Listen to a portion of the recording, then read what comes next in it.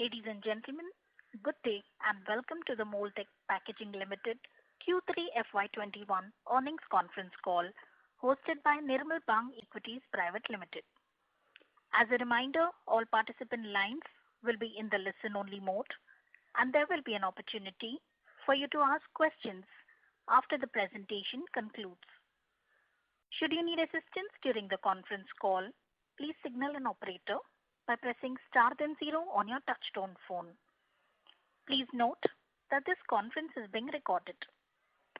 I now hand the conference over to Mr. Abhishek Navalgund from Nirmal Bang Equities. Thank you and over to you, sir. Thanks, Malika. Hello, everyone. I welcome you on behalf of Nirmal Bang Institutional Equities on 3Q FY21 earnings call of Moltech Packaging Limited. We have with us Mr. Lakshman Rao, the Chairman and Managing Director of the company, along with the finance team at Moltech. So without further ado, I request Lakshman sir to start with opening comments, post which we can open the floor for Q&A. Thank you and over to you, sir. Ladies and gentlemen, thanks for your interest and participation in this conference call of Q3 and 9 months results. I am glad to inform you that the company has performed pretty strongly in this quarter.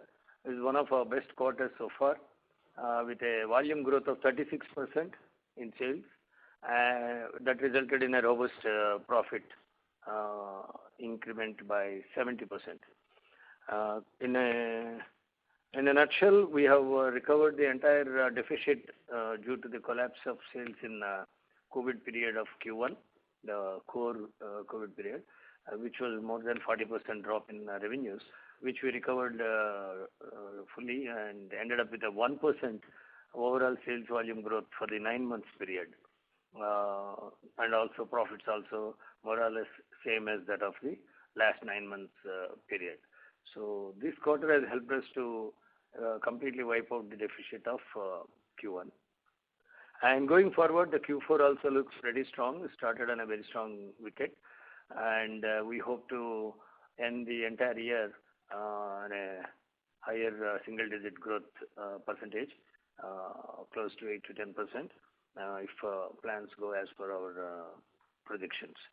And going forward, we have many new initiatives which include pumps and also QR coded IML development and new packs that have been launched recently for food and FMCG, and new adhesive packs being developed for one of our major clients.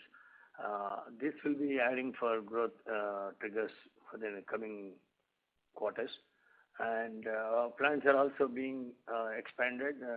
All the 3 plants of Asian Paints, which are at Satara, Mysore and Vizag, as per the plans given by our client, we are expanding those capacities.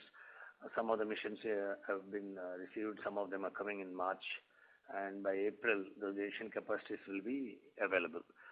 So future looks strong and bright, provided there is no repeat of this pandemic or any such calamities. But for that, the company is well positioned and diversifying its product range to enhance the return on capital. The EBITDA margins are steadily growing up in spite of difficult year.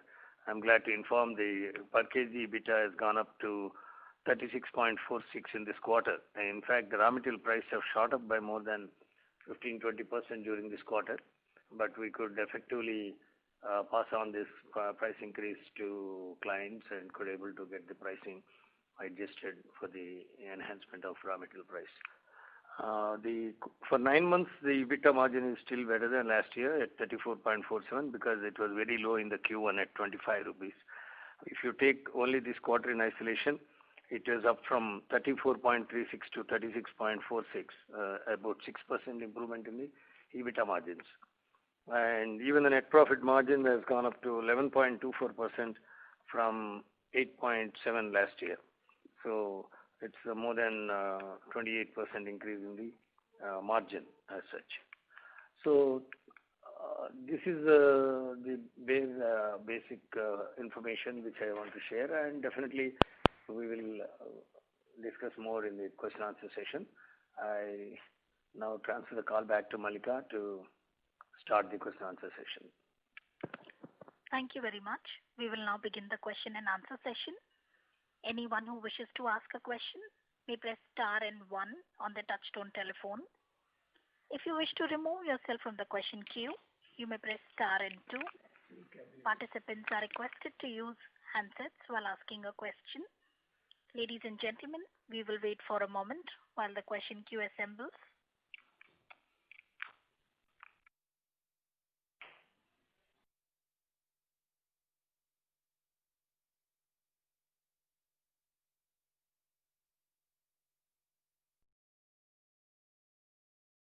The first question is from the line of Karan Patilia from Asian Market.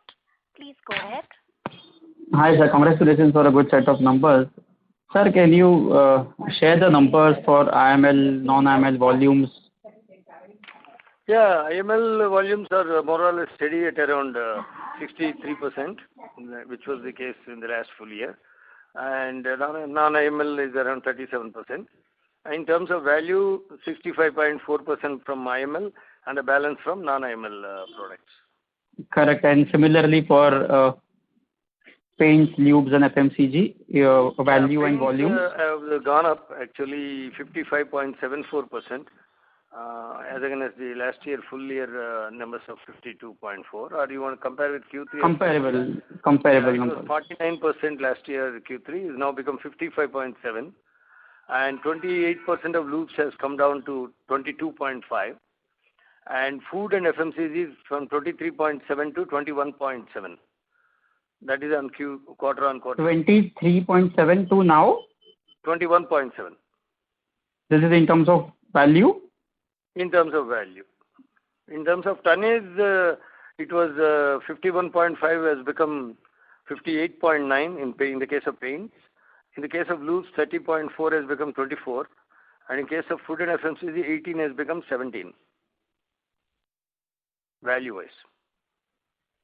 Value you already given, sir. No, value is percentage-wise. What I given in the first time is the quantity. Sorry, in rupees. Sorry, you are correct. What I gave now is tonnage. 18% has come down to 17. Okay, got it. And sir, can you throw some light on the new capex that is for pumps at monthly average production average of 7-8 million pieces? What could it do on sales? And are the margins better than the IML portfolio? Yes, when the capacity utilization reaches a reasonable level of 70 to 80%, obviously the profit margins will go up, and they are much higher than the current even IML pricing. However, to reach that, probably it may take a couple of quarters. Thankfully, we have already have clients like Reckitt Benckiser, Wipro, Godrej, Asian Paints, confirming their volumes, and pumps are under various levels of testing. Actually, Wipro and Godrej has taken a trial lot also. Volumes will start picking up slowly from February and March, but by April, I hope it will be definitely a big contributor, a reasonable contributor. And by end of the year, we see those capacities getting occupied at least 75-80%, yielding a total sales of at least 30 crores for the next year, and probably 50 to 60 crores for the year 22-23. And sir, what realizations are you targeting in this, maybe on a per kg kind of basis? The pumps pricing is mainly there are two things, not only the raw material, but also you have consumables like spring and washers which we buy. Considering that also as a raw material, because it's also kind of a variable cost. Right. In a price, I'll just give you an approximate example of 6 rupees sale value. There will be 2 rupees of raw material and consumables. So you can see the rest of the 4 rupees as a value addition, which has to take care of depreciation, interest, and power and labor. So it has a much better contribution than other products. But for the numbers to reach the size, it might take some time. once it takes volume, like say 5 to 6 or 7 million pieces a month, it will be contributing much higher than any of our products as of now. Right, right, right. So apart from the clients that you mentioned, in the previous phone call, any additions we've seen lately? Sorry, in what you are asking additions? Pumps. Any new clients that we have added lately? No, as of now it is the basic pumps of 24 mm and 28 mm. But we have also plans to enhance the product range with the 34 mm for shampoos. We are talking with one client for the development. Even if the development is cleared by them, it will take about 5-6 months to start that product. And we are also talking with another client regarding triggers. So, as I told you in the last quarter, once we enter into these pumps, it opens up a arena of opportunities, which can be trigger pumps, which could be small spray pumps, and then shampoo pumps, hand care and personal care containers. So it will open up a whole lot of opportunity for us. This is just an entry, like what we did in IML some 7-8 years ago. Right. It's an entry into a different high-end product range, which can lead to a sizable business in the coming years. It is not a 3 months, 6 months time period. It will take at least a year or two to make this at least, some couple of years, we can reach some 100 crores kind of segment we can create. Got it. And sir, one last question, rotating around the pump segment only. So the total capex here is somewhat 30-35 crores? No. In the pump, it was only 15 crores in the capex. Okay. This year, we ended up with almost, we'll be ending up with almost 50 crores capex, including some of the machinery which are received late in the COVID period, which fell in this current year. So, right. In this year, we'll be ending close to 50. Total capex. For the pumps, it's only 15 crores. Including the working capital requirement? Sorry to interrupt, Mr. Batilia. So there's a coming from your line. I would request you to mute your phone while the management answers your question. Sure. So it's excluding working capital. I'm talking only about the direct plant and machinery building. Okay, so that's it from my end. I'll return back to the queue. Thank you. We would like to remind participants that you may press *1 to ask a question. The next question is from the line of Ashish Kacholia from Lucky Investment. Please go ahead. Yes, sir. Congratulations on a good set of numbers. My question is basically about the pumps business that you are entering into. In the in-mold labeling business, we have some technology advantage. Do we have some technology advantage in this business which can enable us to sustain the higher margins and value addition in this business going forward, or other players can also enter and reduce the value in the segment? No, there is certainly a lot of valuation in this segment here also. It's not just buying molds and producing. So we can't hear you clearly. Can you just speak a little bit into the mic, sir? Yeah. Can you hear me now better? Much better, sir. Thank you. Yeah. Actually, this product also is a little technically complex product involving very precision molding and assembly. So none of our Indian present pump manufacturers have used automatic filling lines. There are some Indian-made semi-automatic machines for assembly, but we went ahead for fully automatic and including online testing machines. And then in the molds, there are a lot of complexities that involve. These pumps will be checked for 600 mercury pressure for leak resistance, and most of the pumps that are there in the country today fail at that level. And so we make sure that the pump components are designed in such a manner that we have complete control on the quality of the outcome. And going forward, widening the product range, utilize some of the components of some extra capacities in a particular pump. Let's say in a 24 mm cap pump, we can utilize a couple of components of 28 mm also, thereby reducing the number of molds and hence investment.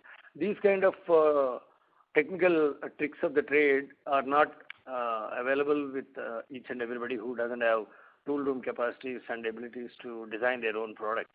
So that way there is a kind of a threshold for competitors. And there is also widening of the product range is very important, and able to give volumes is another area in pumps we generally notice. Even if you use a couple of, I don't want to name the brands, the top brands in hand wash, if you use, you will notice that the pumps won't work after a few strokes in India because of the ventilation system of the pumping is very bad, because that makes the mold easier. So people adopt those easier molds to give a substandard product. Of course, in China there are a lot of improvements, and those quality pumps are not even made in India as of now.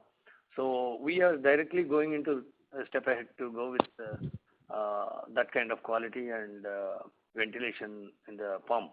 So you are sure of the pump working for say 5,000, 4,000, 5,000 clicks. So this kind of high quality and high volume lines with fully automatic online testing, I can say we are the first to start in India. Okay. And sir, my other question is you mentioned a number of say 100 crore sales from this particular line of business. For that, how much capex we will need? How much capex will we need to reach that 100 crore sales from this segment?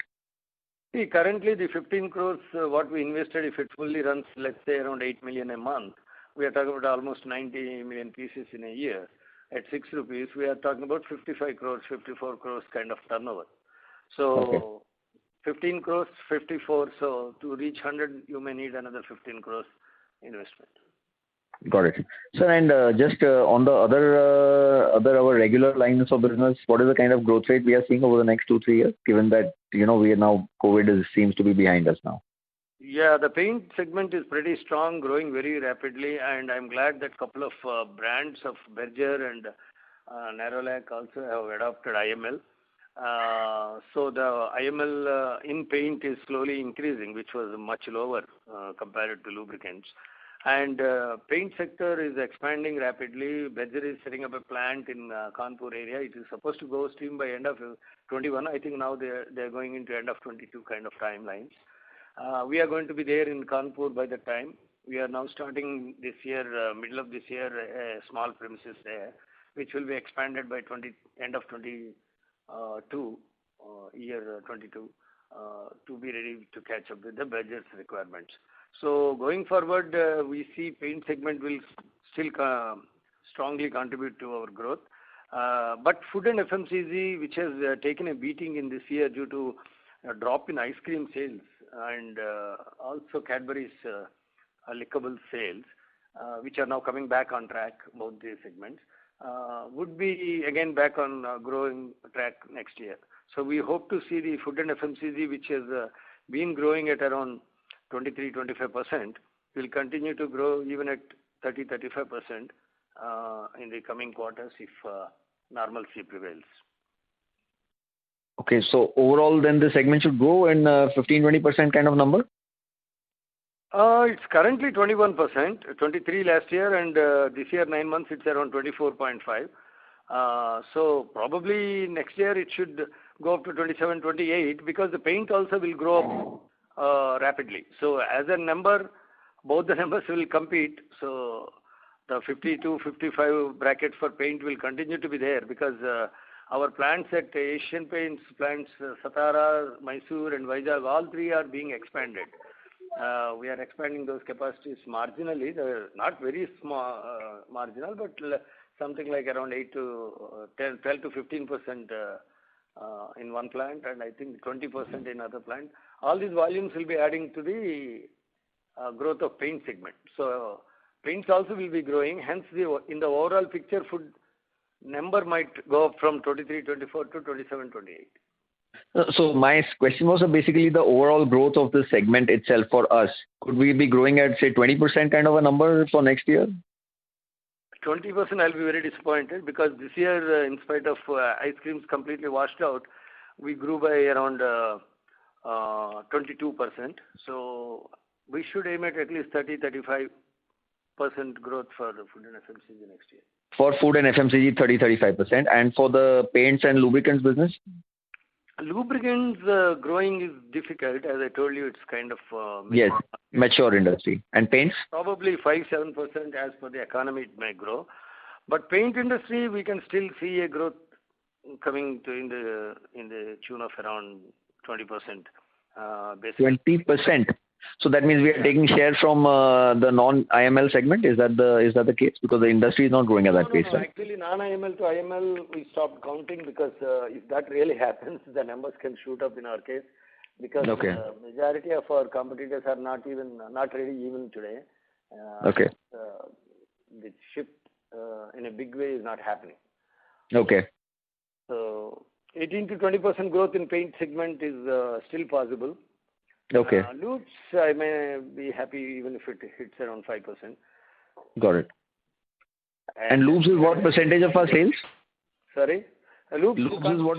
30%, 22.5 this year. So just about one. But for the full year, about 25% of our sales is not going to grow much. The other segments are all going to be growing fast. I mean, that's the summary. Exactly. That's very simple. Yeah. Excellent. Great, sir. Thank you very much. All the very best, sir. Thank you. Thank you. The next question is from the line of Malhar Manik, an individual investor. Please go ahead. Hello, am I audible? Yes. Yes. I was reading your annual report of FY 1920, and one individual customer has around 40-41% of the revenue. So, what is your view on the customer concentration rate? See, this 41% is not a correct statement. Probably it's around 35%. Asian Paints as a single client. Going forward, our commitments and their dependency also is pretty strong and long-standing. Since 1989, Asian Paints have been our major client. And today, on their commitment, we set up three plants rather, Satara, Mysore and Vizag, which are contributing to their sales in the plants nearby. And yes, that risk of dependence on a single client will always be there, but their dependency on us and their requirements also are pretty strong, and we foresee no problem in the near future. Okay, so that customer who has 35% is Asian Paints, right? Yeah, Asian Paints. Oh, also 3.42% of the promoter holding is pledged. So is there any plans to reduce this in the future? The pledged amounts have come down considerably. It used to be close to 10% a year ago. I think it's now around 3%. And some individuals who have some personal needs might have borrowed on that.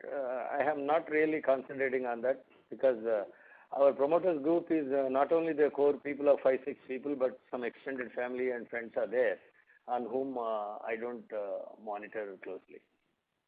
Majority of the big shareholders, big promoters who constitute, say, 80% of the overall promoters group, they don't have any sizable pledges at all.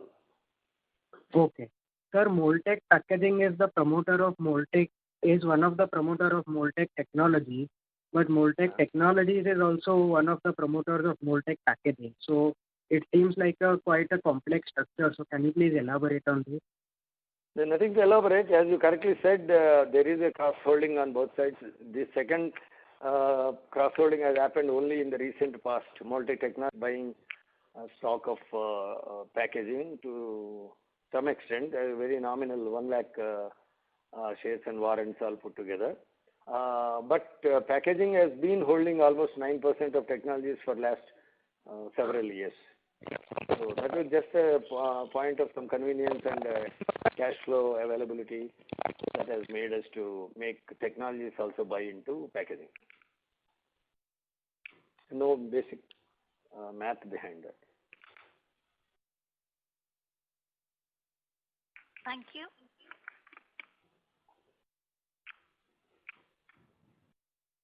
The next question is from the line of Naushad Chaudhary from Systematics. Please go ahead. Thanks for the opportunity and congrats on a good set of numbers, sir. Just a clarification on 100 crore rupees of revenue which we are targeting from pump segment.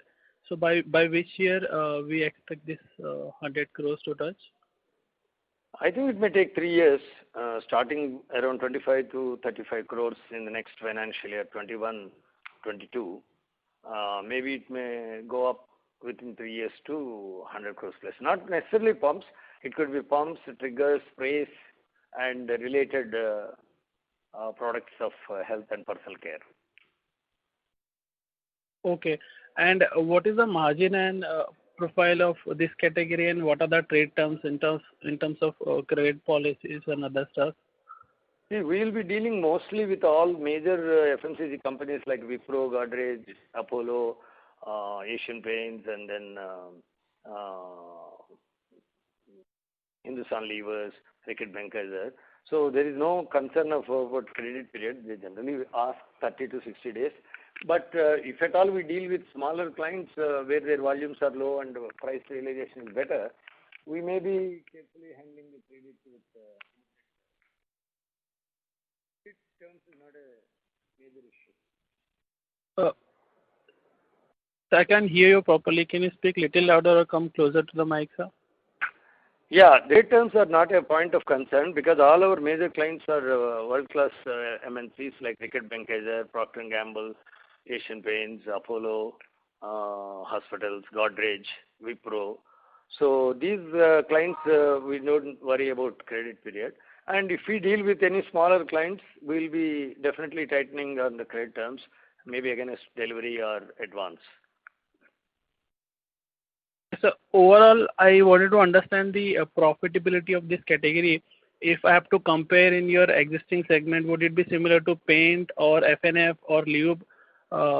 What would be the... Similar to F&F and could be better also as we improve the capacity utilization. But for the record, you can take it, for the calculations, you can consider it F&F level. So more than 30-35% of EBITDA margin? It should be. Okay.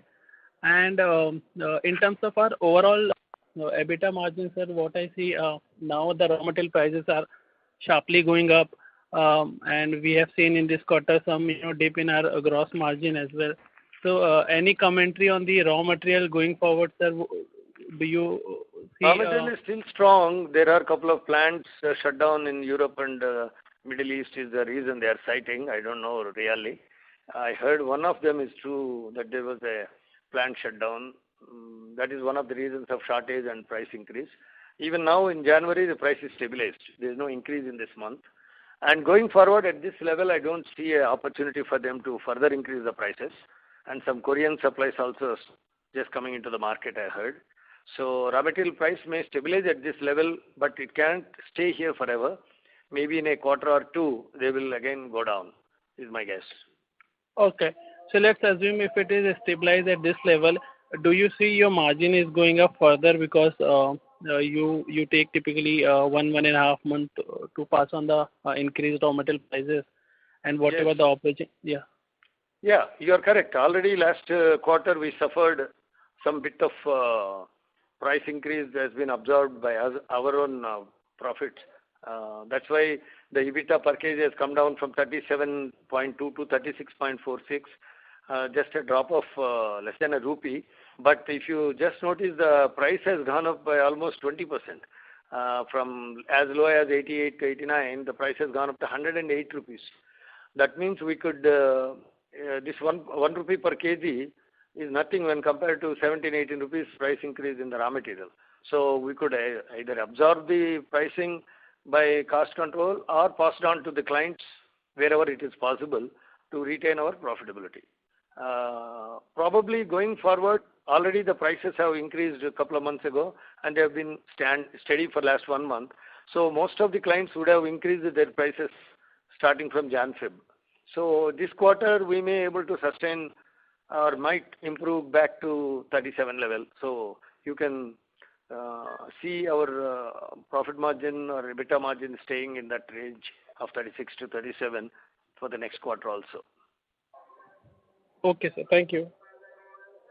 Thank you. The next question is from the line of Nidhi Chandak from Roha Asset Manager. Please go ahead.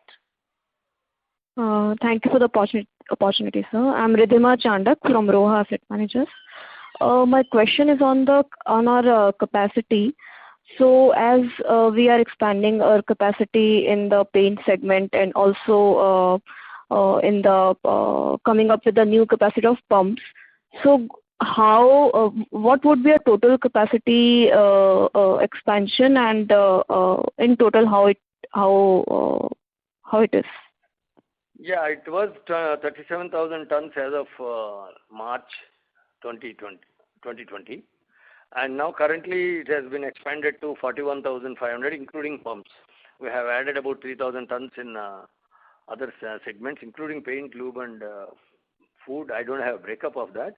And for pumps, it is about 1,000 tons of material consumption. It's close to 1 crore pumps per annum. So at around 11 grams. So you can say approximately the capacity is 1,000 tons. So as of today, the capacity has been enhanced to 41,400. And we are adding some more machines at Vizag, Mysore and Satara. Put together, that is another 3,000 tons. That will be operative by April, I can say. Some of them are coming in March. Some machines are coming end of March. So effectively from April, we have another 3,000 tons. So totally 7,500 tons, you can say, is the addition during the current year. That's close to 20%. Okay, so that means by the end of FY22, our total capacity would be approx 44,500 tons. Beginning of 21-22. That means by April 21 Okay. calendar year, calendar month, we shall be ready more or less with 44,000 tons. Okay, and any another capacity expansion plan we are planning? Yeah, in we the have next a small 2 plan years? to expand the capacity at Kanpur, create a capacity at Kanpur. That won't be large. It may be few hundreds, 600 to 800 tons to start with in a leased premises. We have already closed down a couple of premises. And that will be expanded to a 3,000 ton full-fledged plant in the year 22-23. So until then, this will be a small addition. And at Hyderabad, we have a site at Sultanpur offered by the government, where we are starting building construction this year. Hopefully, we'll start in a month or so, and that will be ready by end of the year. There, we are planning to expand our F&F and pumps and healthcare product range. So there may be investment to the tune of 10 to 15 crores there. That will be a major investment in the next financial year. And hopefully next financial year, also we may not need 50 crores, but at least as of today it looks like 20-25 crores, but it can go up based on the opportunities we get from the clients. Okay. So, and how much we spend in the current year fiscal? Current year, including the payables that are coming up till the end of March, it's close to 50 crores, including buildings, additional buildings. Okay. And my another question is on the margins. So as we are now expanding in the pump segment, so as you stated that it is a high margin product.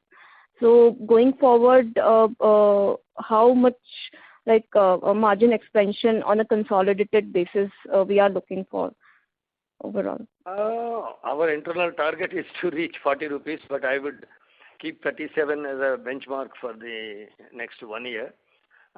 Maybe in a year or two, it can go up to a level of 40 rupees per kg in a couple of years' time, as the numbers increase from these segments. New segments. Okay, sir. Thank you, sir. Thank you. The next question is from the line of Apurva Mehta from AM Investments. Please go ahead. Yeah, sir. Just wanted to confirm that you are targeting this year to close at around 8 to 10% volume growth or on the value terms? Volume growth. I never consider value because as raw material is, it is raw material dependent, price dependent. So volume growth. We are aiming at around 8 to 10%. Okay. And next year, what will be our, we will be having around 44,500 tons of capacity. What kind of utilization we are targeting next year? See, as I always say, any utilization could be pegged around 70 to 75%. At the most, 77, 78. So now this year also, what is the tonnage we achieved in this quarter, if you notice, Number of tons is 7,800 tons. Sorry to interrupt, Mr. Mehta. I would request you to mute your line while the management answers your question. There's a disturbance coming from the background. Thank you. So out of 9,250 per quarter, what is available, in this quarter we achieved 7,800. So almost like say 80% capacity utilization. That is the best you can take. In a good quarter, we will be able to reach 80%. In an ordinary quarter, it could be 70, 75%. So in 44,000 tons, we can achieve 75 to 80%. So next year, can we see around 35,000 tons of utilization roughly? Yeah, it should be, because we are now close to 8,000 tons. So getting another 10% growth is not a big deal if all quarters go normal. Okay, thanks a lot, and yeah, wish you all the best. Thank you. Thank you. The next question is from the line of Disha Seth from Anvil Share and Stock Broking. Please go ahead. Hello. Good afternoon, sir. So what is the margin difference between IML products and non-IML? That is my first question. And the margin difference between paints and FMCG category. And third question. Okay. Then I'll ask the third question. Yeah. The IML and non-IML, the differential is almost 8 to 10% better margins in IML products. And coming to your paint and other products, in paint and loops, let's say on average we have about 25 to 30 rupees per kg. And food and FMCG, it can vary from 40 to 80 rupees also, because of they are smaller in size and volumes are high. So we will be in a position to demand better pricing and margins in food and FMCG. Similarly, in healthcare and pumps, it is still better, but we are yet to experience it. As per our cost sheet shows, we have a pretty strong margins like food and FMCG, but I can comment only after a couple of quarters once we see the realization. Okay, great, sir. Sir, and just one question, sir, on the sustainability of the plastic packaging, like for recycling purpose or anything, any questions from the clients, or how are we placed? See, time and again, government raises this issue of plastic waste management. And as you all know, world over, it is a point of discussion, but to put it into practice, it's very difficult. To start with, they kept 50 microns, below 50 micron thickness products like film should be banned or should be replaced or controlled. That is what is a present control any government is exercising. And we are, all our products are more than 100 or even 500 micron thick. So rather 500 micron is the minimum thickness. So our products are far away from the films and such flimsy plastic material, which is the main cause of environmental disturbance. So currently the containers of plastic are predominantly used everywhere, and they are the most suitable for refrigeration or transportation and ease of utility and giving sealing and tamper evidence and all kind of features. So I don't see any threat for our kind of products, but there may be, I hear from Maharashtra government is asking reuse of scrapped material. So that implemented, we can follow that. It's not a big deal because our injection molding is a very flexible operation, wherein 10 to 20% mixing of second material will not cause any harm or any deterioration of the performance of the container. But of course, you can't use it for food containers, but for paint and lubricants, mixing of seconds material is not a big deal. So if that is accepted by our client under the pressure of government, we can follow it. It's not a game changer. And so when you said the 89 per kg has become 108, that is which raw material? What is the name of that raw material? Polypropylene copolymer. That's our major 95% of our material is PP copolymer. PP. Okay. Okay, sir. That's it from my side. Thank you. Thank you. The next question is from the line of Ashish Kacholia from Lucky Investment. Please go ahead.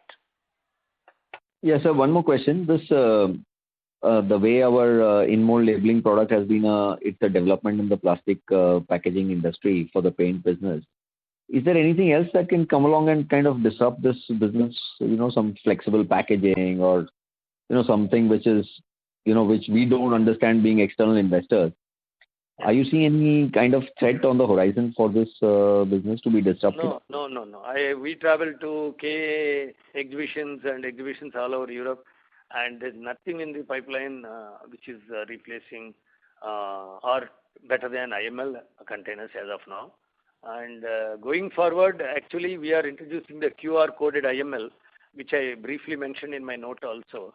That QR coded IML they're talking about version 4.0 packaging in Europe, where the traceability up to the last container could be achieved through the QR code printed on the reverse side of the IML. And that area of the IML can be peeled off at the time of purchase, sale, so that the data on the QR code will be taken by the seller at his selling counter, and it closes the loop up to the manufacturer. Like Hindustan Lever is selling some ice cream, and that ice cream tub is sold at the point of sale. While they read QR code of the selling price, if they peel the IML, there will be another QR code inside the IML, and that will give the entire data where it is manufactured, is there any scheme, any discount, and that also makes the people to tear the IML label, thereby showing a damage to the container which cannot be reused as a duplicate.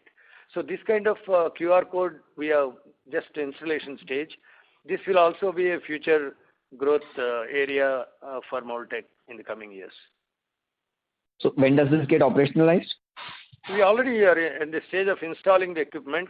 In line with that only, we have purchased 10 crores worth of printing machine last year. And this QR code equipment is just being installed on the machine. And already one of our clients has shown interest to test it with a scheme. So that will be maybe in next 3-4 months it will be in the market.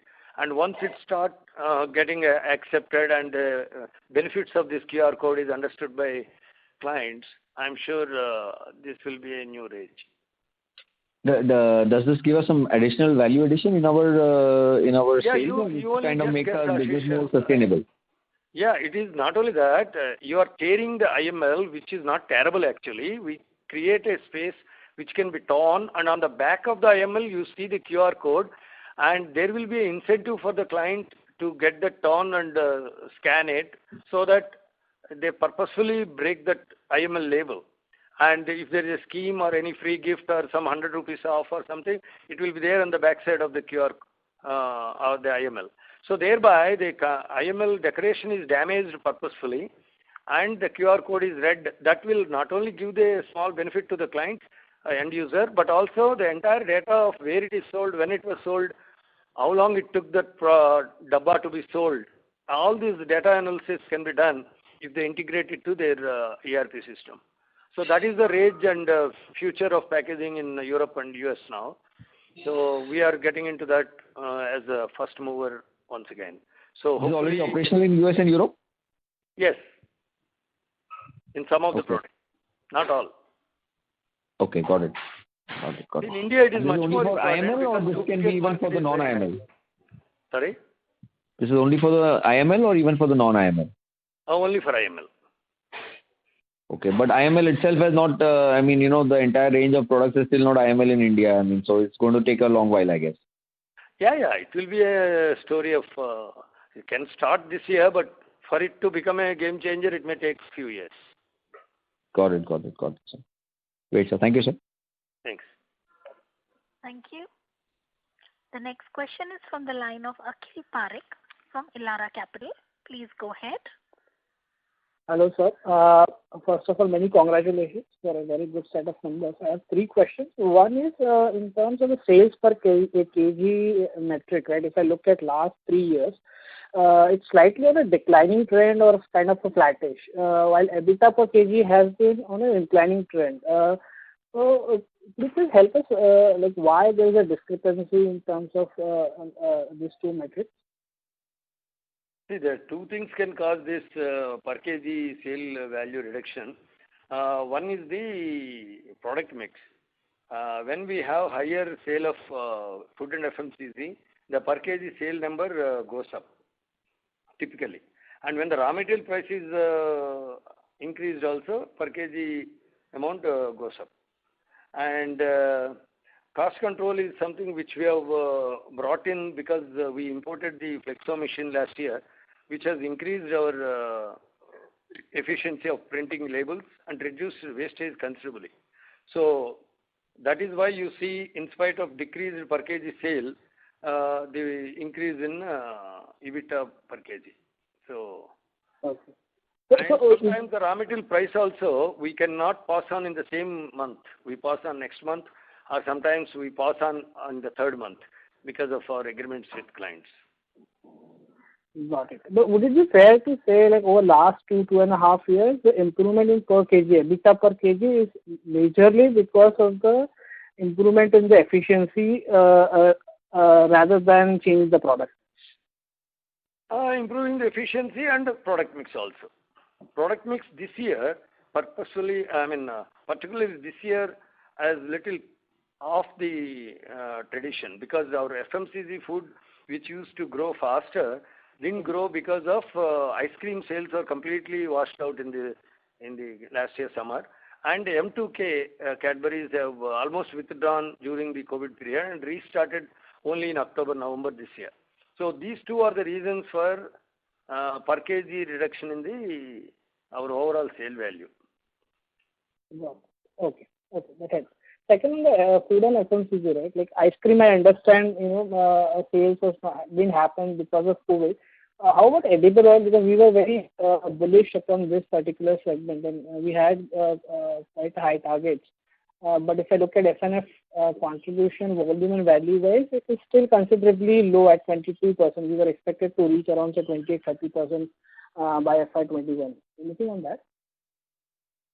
Yeah, edible oil packs are generally that segment is a price conscious segment.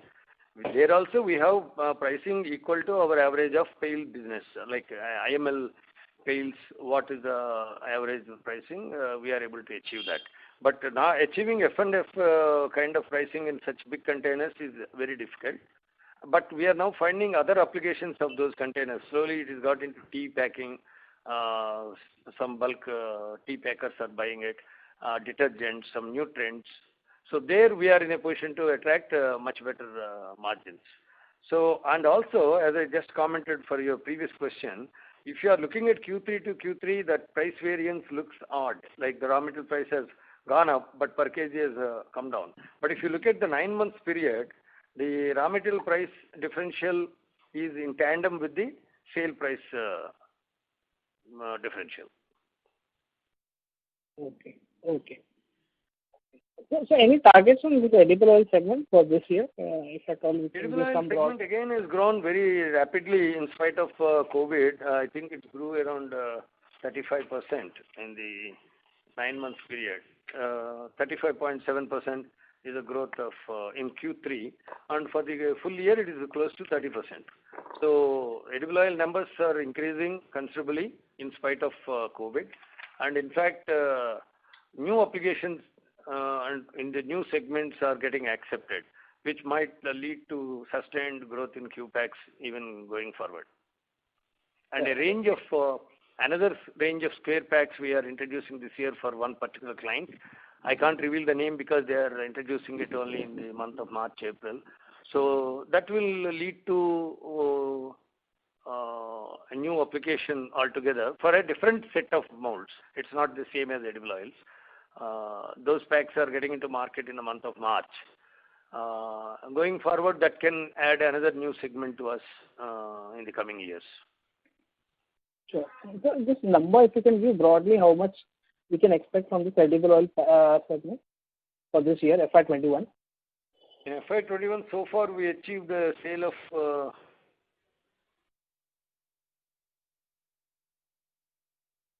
the 9 month sale is 36 crores. So probably we'll make around 48 to 50 crores for the current year Got it. Got it. And the last question, on the CapEx cycle, right? Like, one of the, I won't say it's an issue, but, we'll have to continuously invest in capacity, to get that incremental sales and profit.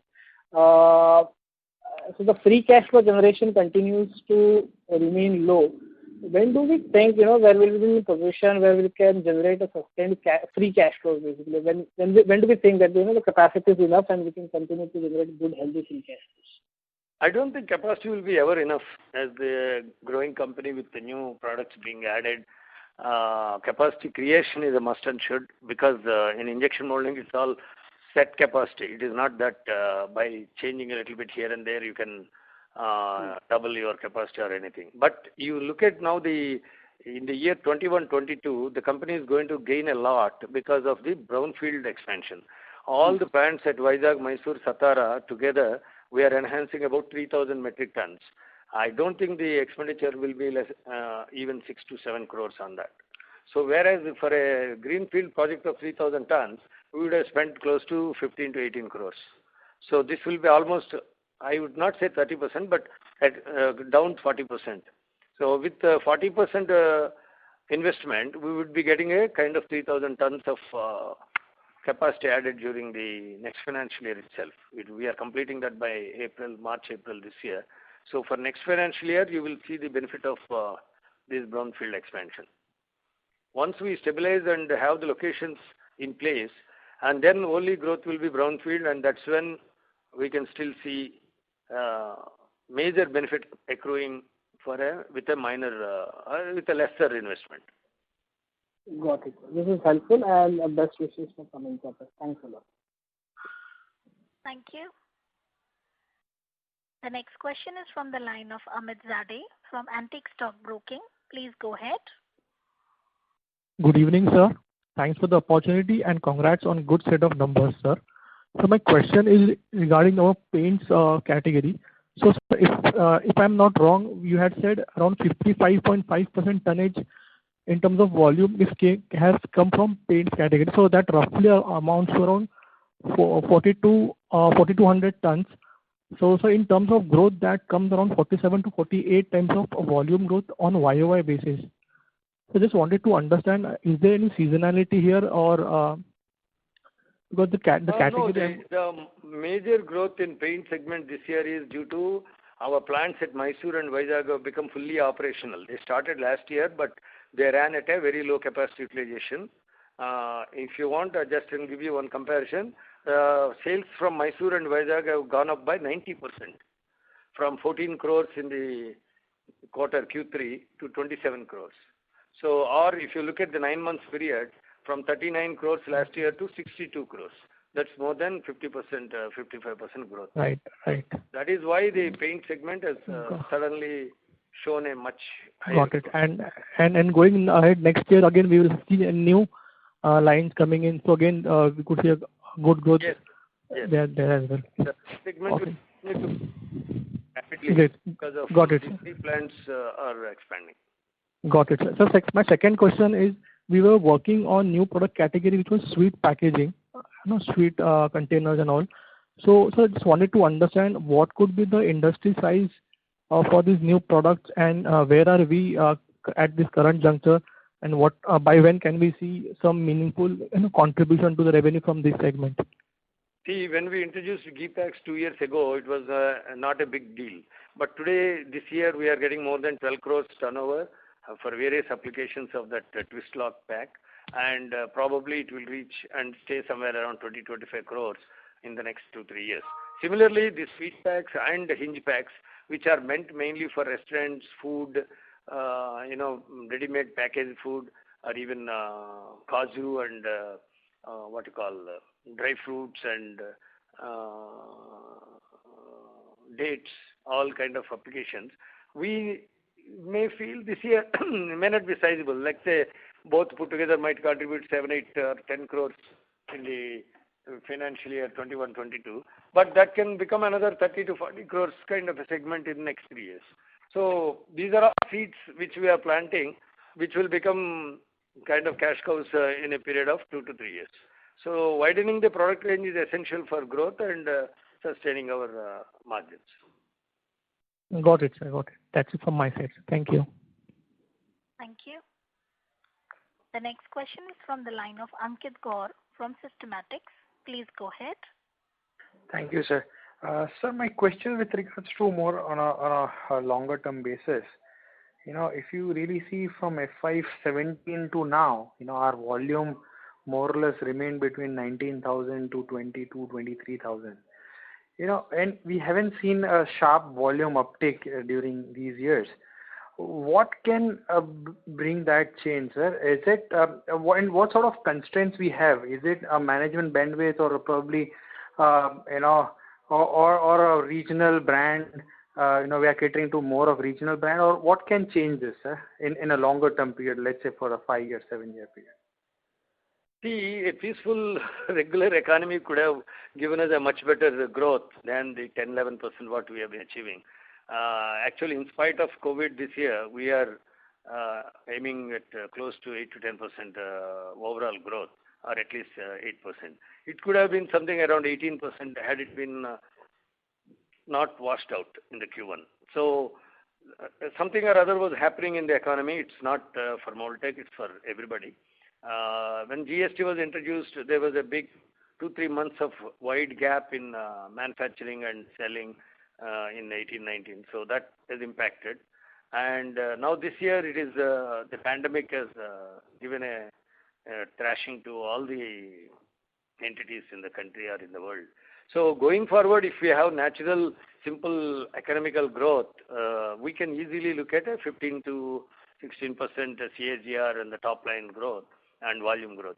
And then in that case, within 4.5 years, we could double our volumes.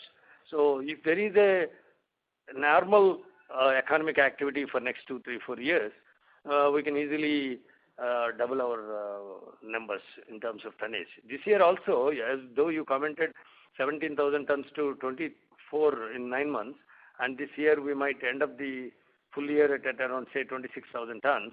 But you should consider that we lost almost 5,000 tons in Q1. So that 5,000 had it been there, it would have been somewhere around 31,000.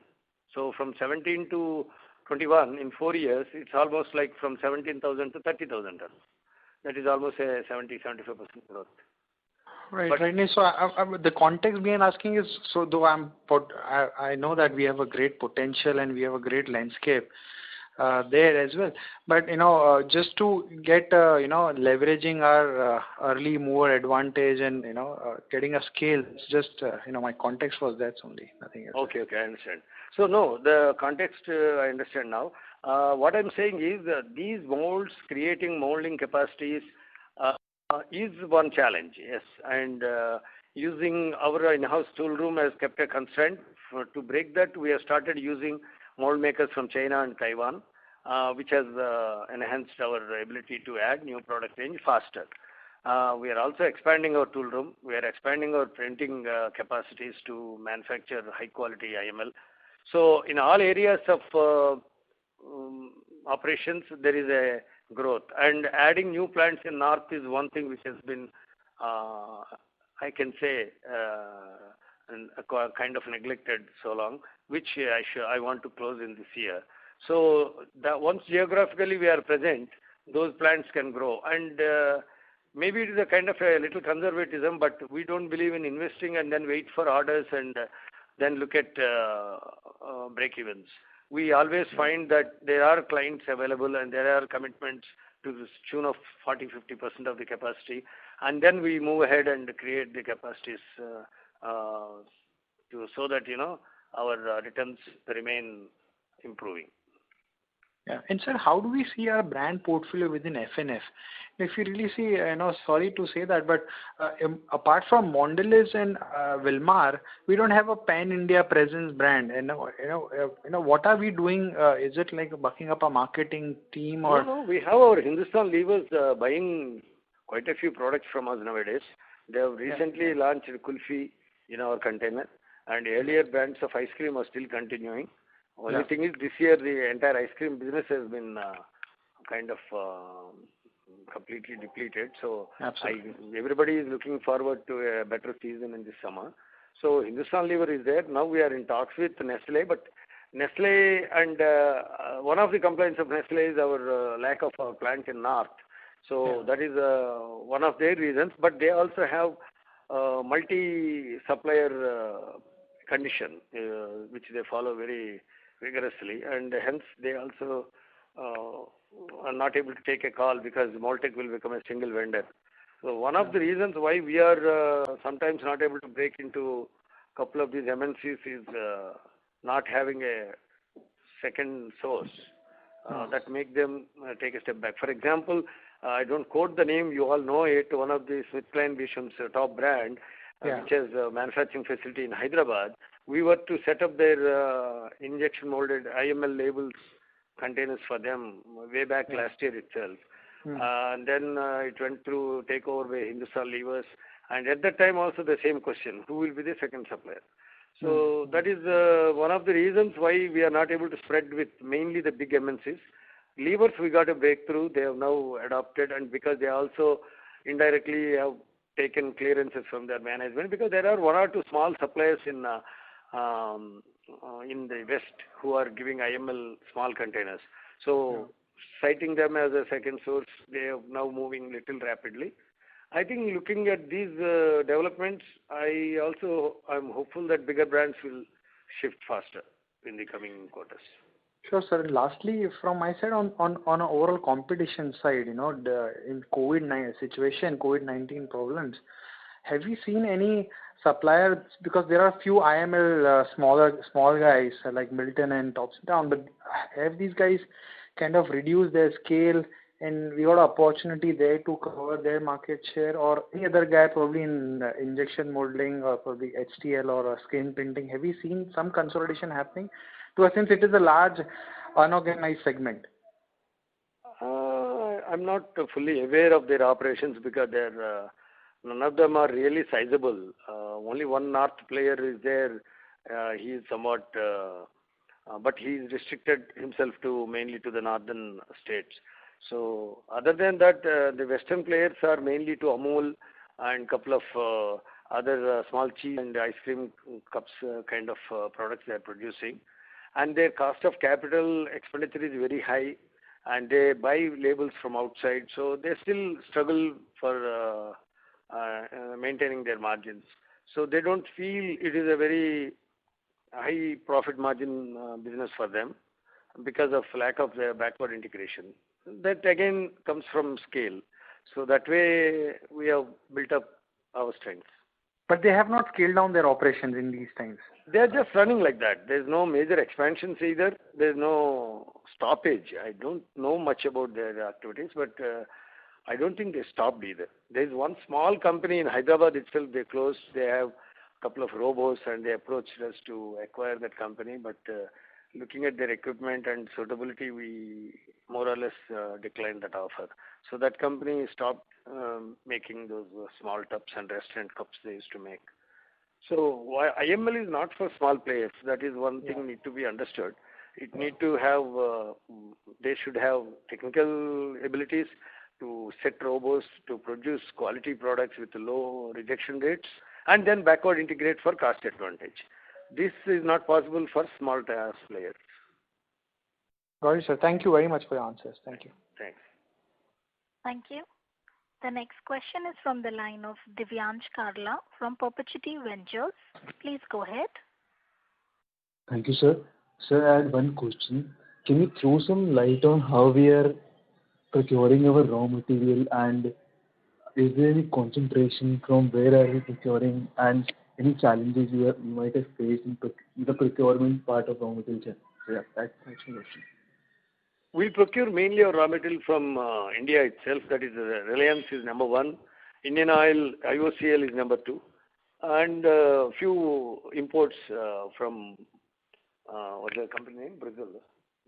Basil in Europe. Because of some particular grades of application, we require that kind of material. So 95% of our material is indigenously sourced. And we have Reliance almost 75 to 80% of that 95%, balance from Aldia and IOCL. And has there any time been any price pressure from so that we were not able to pass?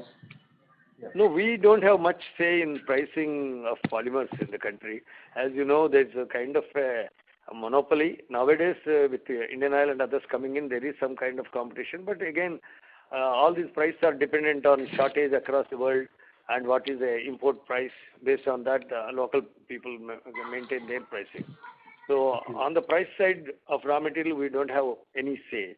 That's why we protect ourselves by entering contracts with our clients that monthly we review the pricing up or down as per the Reliance standard pricing.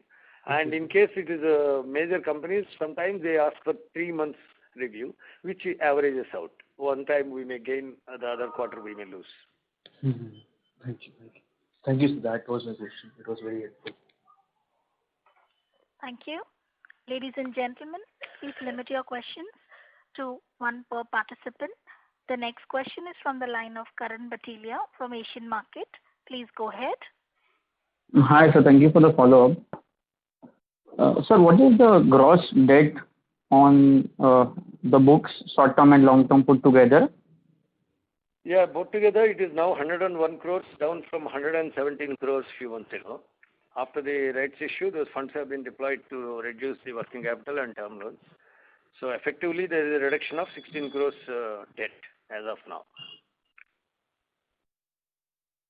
Right. And what is the rate of interest put together on an average? Rate of interest on average is around 8.5, 8.7.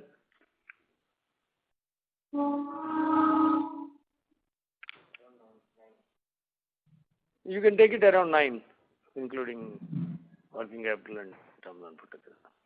All right. And sir, how has been the working capital shaped up, because we cater to a lot of small and medium-sized, companies. So is the collection back to pre-COVID now?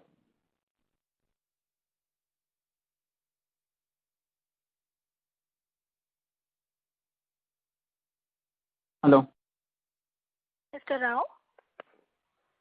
Hello? The line for Mr. Rao is disconnected. Kindly stay on line till I reconnect him.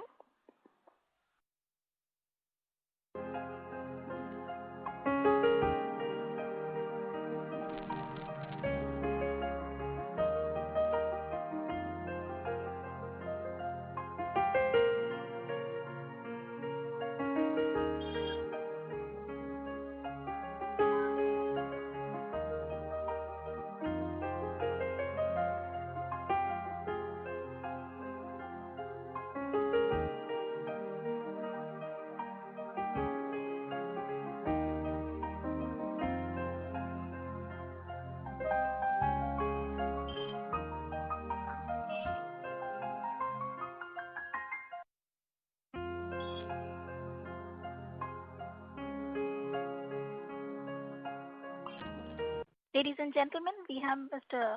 Rao reconnected to the call. Thank you and over to you, sir. Yeah, sorry about that. So the rate of interest works out around 9% on the overall. Yeah. Sir, how has been the working capital shaped up? Because I believe we cater to a lot of small and mid-sized companies. So have we seen recoveries back to pre-COVID levels? Yeah.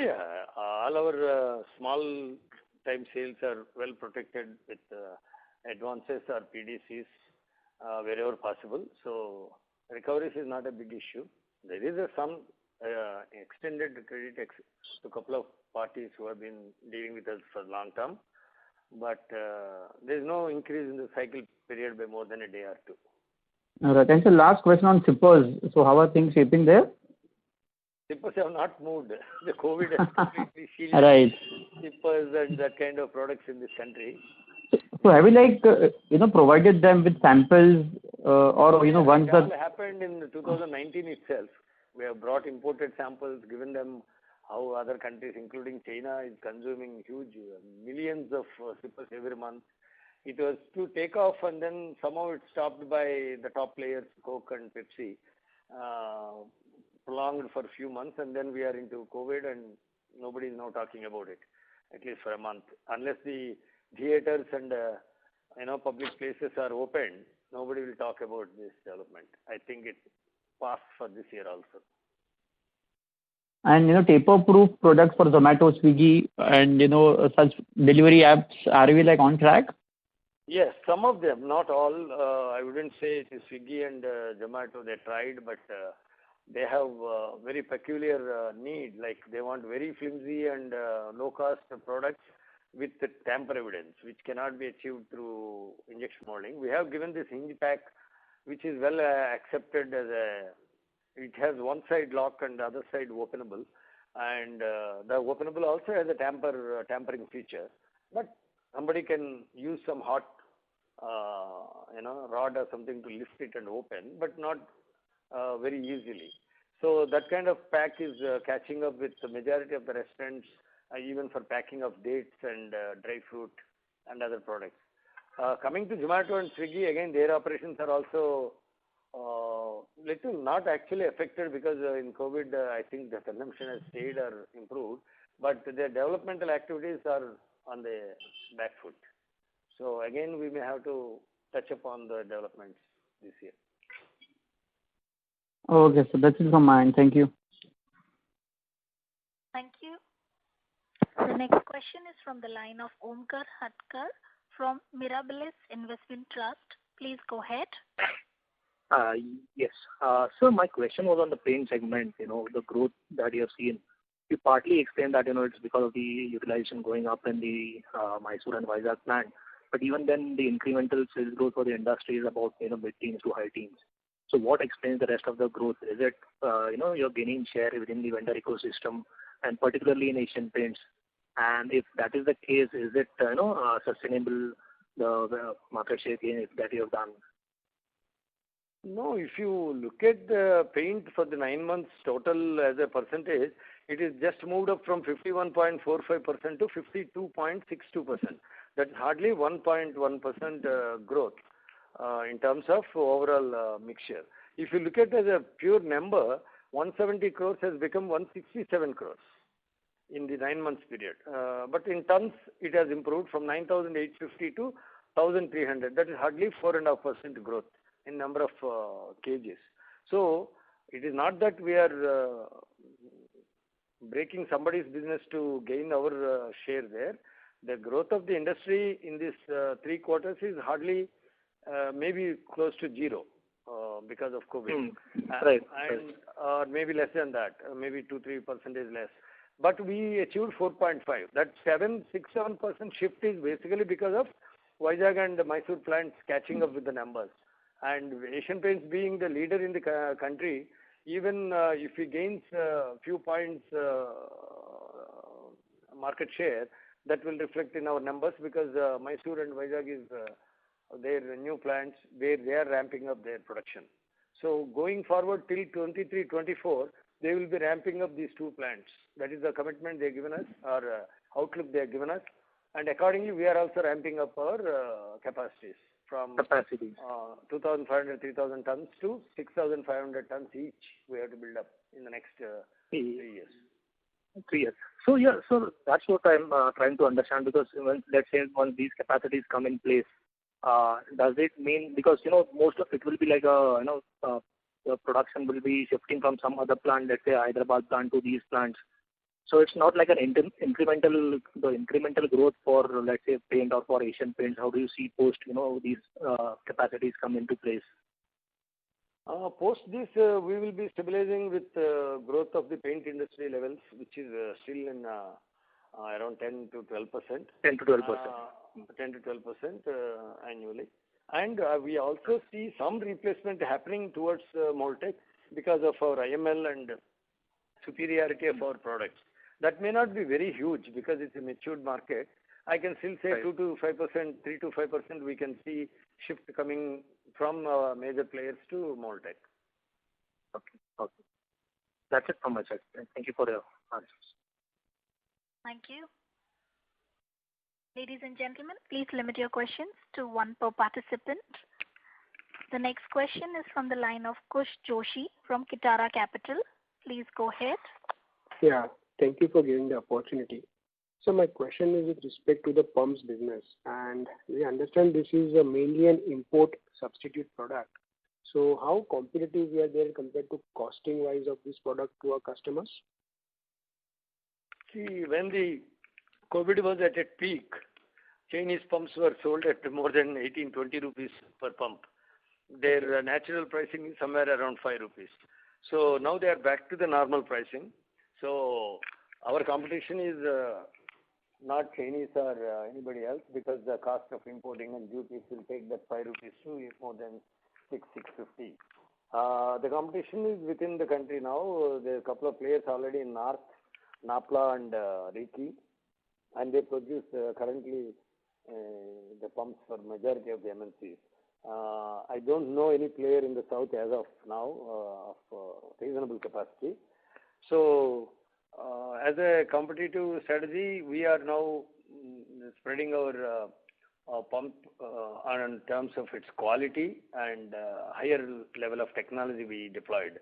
So that the proof of the pudding is industry leaders like Wipro, Reckitt Benckiser, Godrej, Apollo, Asian Paints, and similar clients, ITC, are already considering our pumps, and they're watching, taken trial lots to observe how our pumps are performing compared to the pumps available in India. I'm very sure at least our pump in terms of quality is much better. I can say at least better than even Chinese pump in some design aspects. And certainly we can match the pricing with our huge capacity, because we have created a capacity which the other companies took few years to create. We are starting with that level of capacity with some of the molds are 48 cavity molds, which can produce more than 2 lakh pieces, 2.5 lakh pieces a day, 2.5 to 3 lakh pieces a day. So that kind of volume business, when you achieve, you will have the scaling advantage, and better margins. Okay, understood. And okay, and one more thing is that how we are compatible with compared to the imports, because so are our products compatible with our manufacturer customers with their filling lines and all? So that test has been done. You mean the pumps? Yeah. Yes, we designed the pumps which are suitable and equivalent to the capping systems that are being used in the country. Okay. And they are all perfectly matching. In fact, keeping their products in mind, we designed our caps. Okay. Understood. Okay. Thank you so much, sir. Thank you. The next question is from the line of Mehnosh Pantaki from Dhanki Securities. Please go ahead. Yeah, thanks for the opportunity. Good evening, sir. Congratulations on impressive set of numbers. I just had one question on the Mysore and Vizag plants. You have shared the revenue numbers. So can you share the volume numbers as well for this quarter as well as 9 months? Oh, I don't have the volume numbers of tonnage of Mysore. I can give you approximately. For this quarter, it's somewhere around 1,400 tons between Mysore and Vizag put together. For this quarter? For this quarter. Okay. Yeah. And for 9 months, it would be around approximately? In 9 months, I think it's around 3,300 or 3,400. Okay, sir. And just one more clarification I needed on the expansion side. You said that you've undertaken some brownfield expansion at Vizag and Mysore, and even at Satara, and that would increase your capacity by 3,000 metric tons. So Vizag and Mysore, how much has been added? Around 2,000 tons? Vizag 1,250, Mysore 1,250, Satara is 500 tons. So okay, so around 2,500 have been added in Mysore and Vizag. Yeah. So 6,000 goes to 8,500. Exactly. Okay, and how much of the capex was incurred? You said for this brownfield expansion of 3,000 tons overall.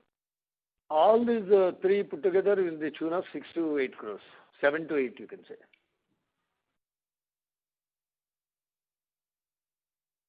Thank you.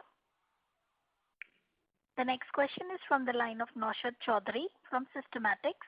Please go ahead. Hi, just a follow-up, sir. wanted to have some more clarity. Despite this pump being a B2B, what helped us to get 30-35% of EBITDA margin with 3x of asset turnover? So if you can help us understand what kind of risk do we carry in this to generate this kind of EBITDA margin, because this is not something an R&D driven product or nothing we have, not even a patented one. So why a client give us this kind of margin in these products? See, the margin come through capacity utilization and high volume of production.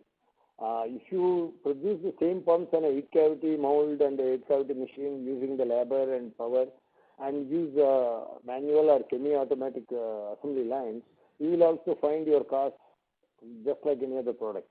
What made the difference is we have gone for high productivity machines, high productivity molds, and faster, fully automatic assembly lines. That is why I always cautioned and have been mentioning to you, this kind of margins are possible only when our capacity utilization improves to a level of 80-85% of the capacity, which I foresee can happen in the year 22-23.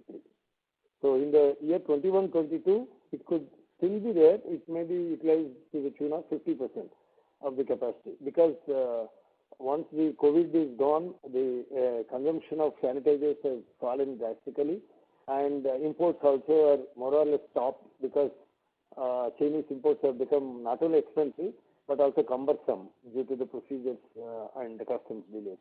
So majority of the companies which were depending on Chinese imports all these years, partially, have to find a local vendor. That is why we are able to attract the attention of all these big players quickly, and they also made some commitments after the trials and satisfactory trials.